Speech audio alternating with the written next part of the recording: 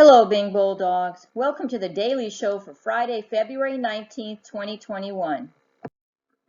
February is Black History Month. In celebration of Black History Month, here's today's person of the day.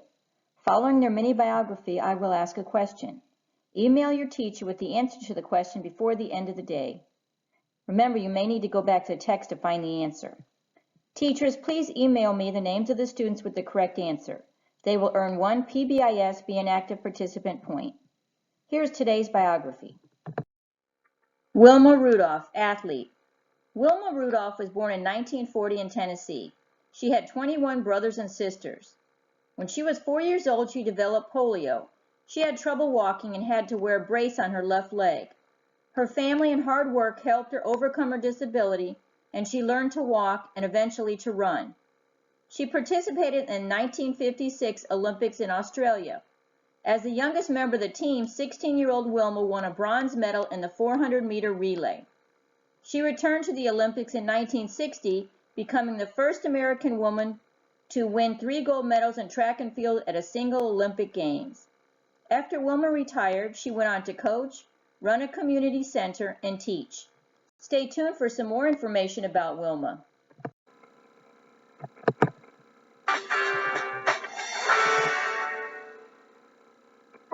Wilma Rudolph was one of America's first major national superstars in track.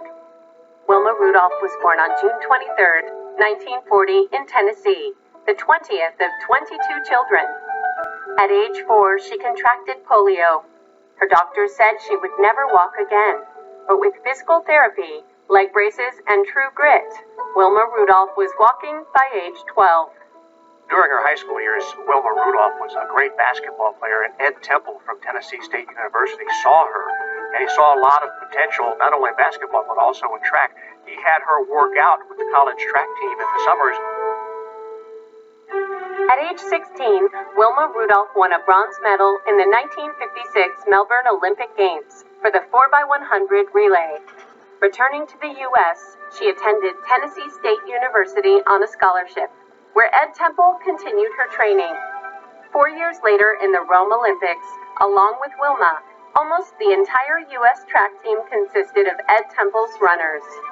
She was phenomenal in the 1960 Games in Rome. The 2 sprint events she won in blowouts, and she anchored the relay team that had come from behind victory to win gold as well. Wilma Rudolph was the first American woman to win 3 gold medals in a single Olympics. She became an overnight sensation. Wilma Rudolph returned home from the Rome Olympics to a hero's welcome. When she learned that her ticker tape parade was to be segregated, she refused to attend and forced a change. Wilma Rudolph Day was the first integrated event in municipal history in the city of Clarksville, Tennessee. Wilma Rudolph was only 22 years old when she retired from competitive sports in 1962.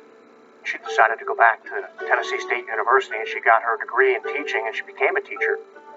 Rudolph would go on to coach track at Indiana's DePaul University, serve as a goodwill ambassador to French West Africa, and raise a family of 4 children. Wilma Rudolph was inducted into the Black Athletes Hall of Fame in 1973, the National Track Hall of Fame in 1974, and she wrote her own autobiography titled Wilma, which was turned into a TV movie in 1977 called Wilma. Wilma Rudolph died of brain cancer at the age of 54 on November 12, 1994, in Nashville, Tennessee. One of the most prestigious awards in women's sports is the Wilma Rudolph Award of Courage, given by the Women's Sports Foundation. Wilma Rudolph is a huge inspiration to me and to many others, and really that is her legacy. Now for today's question. How many gold medals did Wilma Rudolph win in the 1960 Olympics? Email your teacher with the answer. The weather. Today's temperature is expected to reach a rainy 70 degrees. E-learners, remember your grab-and-go meals can be picked up on Mondays and Wednesdays only. That's all for this week. Have a great weekend. How will you be a leader today?